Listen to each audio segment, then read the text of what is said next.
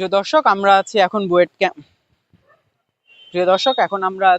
ক্যাম্পাসে। বুয়েট ক্যাম্পাসের যে শহীদ মিনার, সেই শহীদ মিনারের সামনে এখানে কিছুক্ষণ আগে গতকাল যে মুহতাসিম মাসুদ বুয়েটের শিক্ষার্থীর মৃত্যুর ঘটনা ঘটেছিল রাজধানীর পূর্বাঞ্চলের 300 ফিট এলাকায়, সেই যে মৃত্যুর প্রতিবাদে এবং জড়িতদের যথাযথ শাস্তির দাবিতে তারা কিছুক্ষণ আগে এখানে একটি সংবাদ সম্মেলন করেছে। সেই সংবাদ সম্মেলন থেকে তারা একটি প্রেস রিলিজ প্রকাশ করেছে। সেই প্রেস রিলিজটিতে কি আছে সেটা যদি আপনাদের আমি একটু বলি, প্রেস রিলিজটি যদি আপনাদের একটু পড়ে শোনাই, তারা এখানে কি লিখেছে।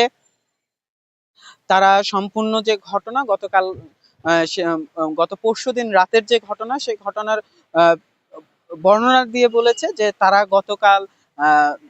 গত পরশুদিন রাতে, অর্থাৎ গত 19 তারিখের রাতে তারা বুয়েট ক্যাম্পাসে অবস্থান করছিলেন একটি আয়োজনের জন্য। সেই আয়োজনের জন্য তারা সেখানে অবস্থানকালীন সময় তারা একটি খবর পান যে পূর্বাচল 300 ফিট এলাকায় তাদের 3জন বন্ধু সিএসসি বুয়েটের সিএসসি 2021 ব্যাচের ছাত্র মুহতাসিম মাসুদ, অমিত শাহ এবং মেহেদী হাসান খান একটি দুর্ঘটনায় পড়ে। সেই দুর্ঘটনার খবর জানতে পেরে তারা তাদের সাথে ফোনে বারবার যোগাযোগ করার চেষ্টা করতে থাকে, কিন্তু অনেকবার ফোন দেওয়ার পরও তাদের যখন ফোনে পায় না, এরপরে একজন পথচারী অমিত শাহের যে ফোন রিসিভ করে তাদের জানান যে তাদের 3 বন্ধু গুরুতর আহত অবস্থায় আছে।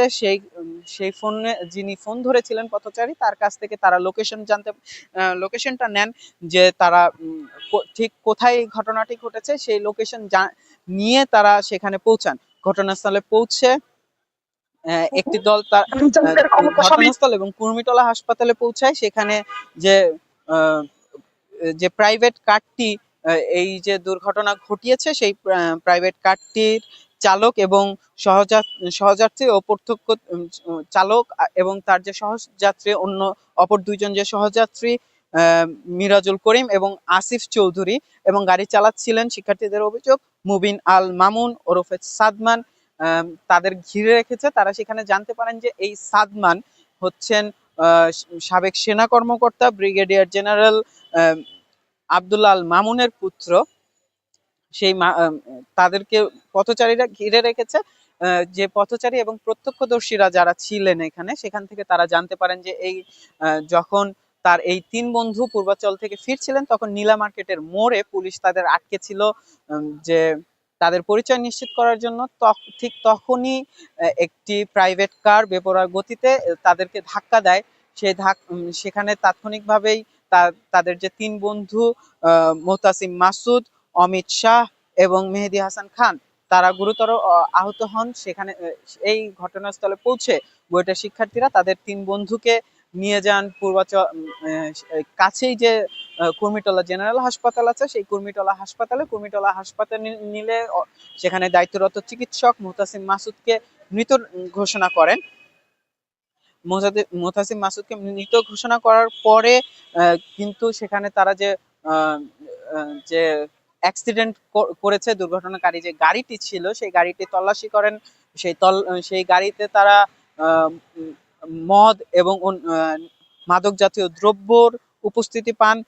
এরপরে তারা কিছুক্ষণ পরে সেখানে পুলিশ পৌঁছায়। পুলিশ পৌঁছানোর পর যে দুর্ঘটনাকারী যে গাড়ি, সেই গাড়ির যে 3জন যাত্রী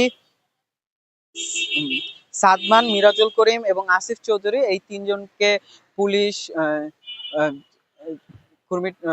যে রূপগঞ্জ জেনারেল হাসপাতাল সেখানে নিয়ে যায় প্রাথমিক চিকিৎসার জন্য। রূপগঞ্জ জেনারেল হাসপাতাল থেকে তাদেরকে নিয়ে যাওয়া হয় রূপগঞ্জ থানায় নেওয়ার পরে শিক্ষার্থীদের অভিযোগ, সেখানে যে দায়িত্বরত এসআই ছিলেন, তিনি পুরো ঘটনা শুনে মামলা নেওয়ার ব্যাপারে অনীহা প্রকাশ করেন এবং শিক্ষার্থীদের সাথে অসহযোগিতামূলক আচরণ করেন। এমনটাই কিন্তু এই প্রেস রিলিজ থেকে জানানো হচ্ছে। সেই ঠিক তখন বুয়েটের শিক্ষার্থীরা তাদের শিক্ষকদের সাথে, বুয়েটের যে শিক্ষক আছে তাদের সাথে যোগাযোগ করেন। বুয়েট থেকে কিছু শিক্ষক এবং চিফ সিকিউরিটি অফিসার এবং হেড গার্ড সহ তারা সেই থানায় উপস্থিত হয়। তখন থানায় কোনো ওসি ছিল না, এই প্রেস রিলিজে যেমনটা বলা হচ্ছে থানায় ওসি ছিল না। ওসির সাথে তারা বারবার যোগাযোগ করার চেষ্টা করেন, কিন্তু ওসির সাথে তারা যোগাযোগ করতে ব্যর্থ হন। তখন কিন্তু যে আহ, এর কিছুক্ষণ পরে, ঘন্টাখানেক পরে ওসি থানায় এসে উপস্থিত হন এবং শিক্ষার্থীদের সাথে আলোচনা করেন। এমন সময় ব্রিগেডিয়ার জেনারেল অবসরপ্রাপ্ত আব্দুল আল মামুন এবং চালকের পরিবারের পক্ষ থেকে বিভিন্নভাবে এই যে মামলার ঘটনা আহ, প্রক্রিয়া প্রভাবিত করার চেষ্টা করা হয়, এমনটাই জানাচ্ছে এই প্রেস রিলিজ থেকে বুয়েটের শিক্ষার্থীরা। এই অভিযোগ তখন কিন্তু সেখানে যে ব্রিগেডিয়ার জেনারেল আব্দুল আল মামুনের স্ত্রী, যে অভিযুক্ত সাদমানের মা সেখানে উপস্থিত ছিল। এই প্রেস রিলিজে তারা জানাচ্ছেন যে এই সাদমানের মাও কিন্তু শিক্ষার্থীদের এই মামলা থেকে দূরে থাকার জন্য এবং ক্ষতিপূরণ প্রদানের কথা জানান। এক পর্যায়ে তার সন্তান মদ্যপ অবস্থায় বেপরোয়া গাড়ি চালাচ্ছিলেন শুনে তিনি বলেন তার সন্তান ড্রাঙ্ক হলেও ওরা অত রাতে ওখানে কি করছিল। এমন মন্তব্যের পর কিন্তু আহ, সেখানে উপস্থিত যে বুয়েটের শিক্ষার্থীরা ছিল তারা কিন্তু ক্ষুব্ধ হয়। এই ক্ষোভের মুখে, চাপের মুখে পড়ে মামলা লেখার ড্রাফট তৈরি হয়। সেই ড্রাফট অনুযায়ী আহ, সড়ক আইন 2018 এর 98 ধারা এবং 105 ধারা এবং মাদকদ্রব্য নিয়ন্ত্রণ আইন মামলায় আহ, এই যে আইন মামলায় কিন্তু মামলাটি লেখা হয়। এরপরে নিহত মাসুদের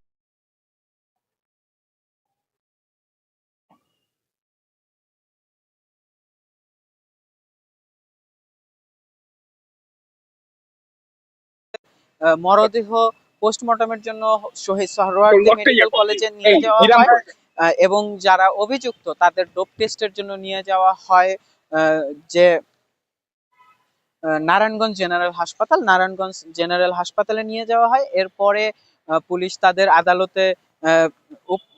আদালতে আহ, উপস্থিত করে তাদের সেখানে পুলিশ 5 দিনের রিমান্ড চায়, কিন্তু বিচারক আগামী রবিবার অর্থাৎ আগামীকালকে এই রিমান্ডের শুনানির দিন ধার্য করে এবং তাদের কারাগারে পাঠায়।